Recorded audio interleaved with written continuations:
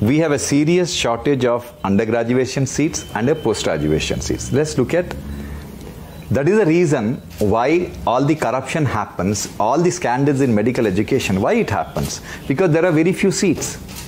If 10 lakh people apply, if there are only 60,000 seats, naturally there will be a lot of money changing hands. Now, first thing is how a medical college is built. It costs 400 crore rupees to build a medical college. If you go to Caribbean region, there are 35 medical colleges which are training doctors for US, which is in a rented 50,000 square foot in a shopping mall, training fantastic doctors for US. Why are you spending 400 crore rupees and creating this edifice? It is ridiculous. All over the world, medical colleges do not have this rigid requirement. Medical colleges don't require 140 faculty members to train 100 students.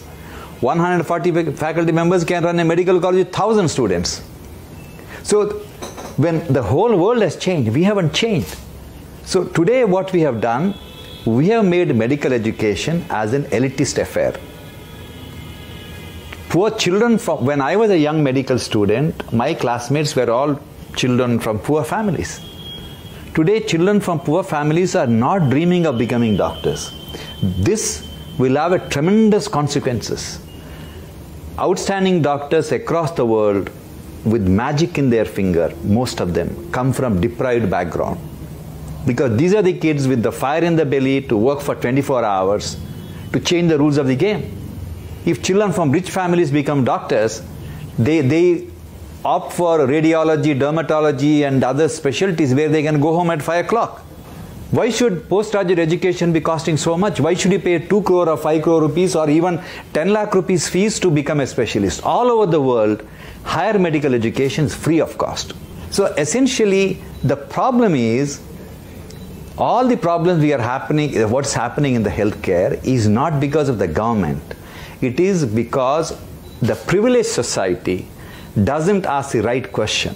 Why every 12 minutes a pregnant lady should die during childbirth? Why 3 lakh children die the day they are born?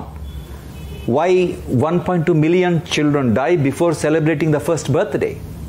It is unacceptable. Why?